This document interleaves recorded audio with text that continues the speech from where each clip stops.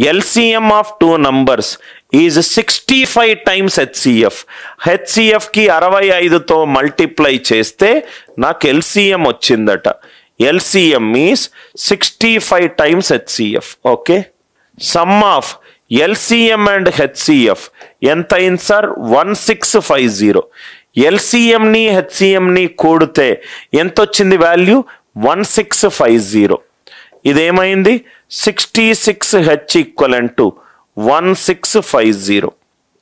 1650 11 ఆర్ల 11 150ల హెచ్ ఎంత అయింది? 25. HCF ఎంత? 25. HCF ఎంత? 25. ఇది అర్థమైంది.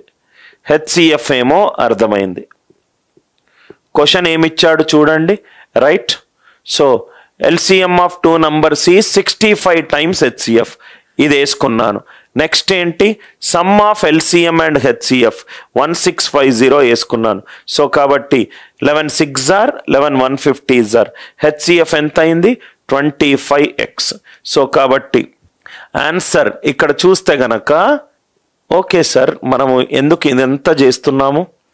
క్వశ్చన్ ఎంత? LCM is 65 into H. అంటే LCM అనేది 65 తోటి డివైడ్ అవుతుంది. LCM 65 తోటి డివైడ్ అవుతే 5 తోటి 13 తోటి డివైడ్ అవ్వాలి. ఆన్సర్ 5 తోటి 13 తోటి డివైడ్ అవ్వాలి. 5తో డివైడ్ అయ్యే నంబర్ 125 ఇచ్చాడు. 125 ఇచ్చాడు. ఇంకోటి దేంతో డివైడ్ అవ్వాలి? 13 తోటి డివైడ్ అవ్వాలి.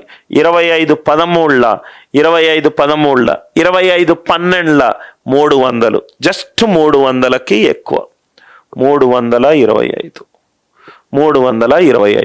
లాజిక్ అర్థమైందా సార్? LCM అనేది 5 తోటి 13 తోటి డివైడ్ అవ్వాలి. ఆన్సర్ 13 తోటి డివైడ్ అవ్వాలంటే ఇన్పుట్లో ఒక నంబర్ కూడా 13 తోటి డివైడ్ అవ్వాలి. ఇన్పుట్లో ఒక నంబర్ కూడా 13 తోటి డివైడ్ అవ్వాలి. 13 తోటి డివైడ్ అవ్వాలి, 25 తోటి డివైడ్ అవ్వాలి. 13 into 25. లాజిక్ క్లియర్ కదా సార్? నెక్స్ట్ వన్, ఈ క్వశ్చన్ చూడండి sir. LCM of two numbers, రెండు నంబర్లు ఉన్నాయి X అండ్ Y. ఆ LCM 204 times HCF. LCM is 204 times HCF. 204 times HCF. HCF ఎంత ఇచ్చాడు? 12. అంటే నంబర్ ఏమవుతుంది? 12x. ఇంకో నంబర్ ఏమవుతుంది? 12y. LCM ఎంత అవుతుంది? 12xy. So 12xy equivalent to 204 into 12. అంతే కదా సార్? HCF 12 ఇచ్చాడు. నంబర్లు ఏమవుతాయి? 12x 12y. LCM ఎంత అవుతుంది? 12xy. 12xy equivalent to 204 into 12. 12 12 cancel అయింది. xy equivalent to 204. అంటే 12 into 17. అంటే 12 into 17. And the difference between the numbers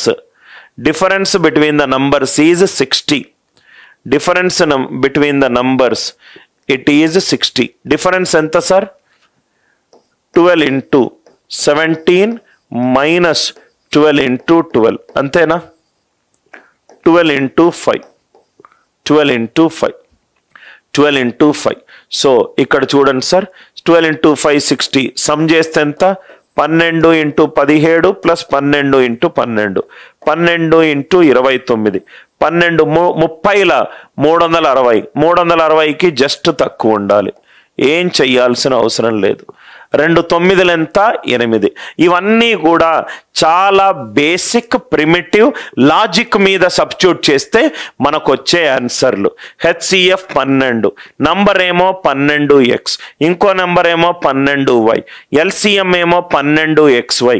12xy is 204 into 12. XY is 204.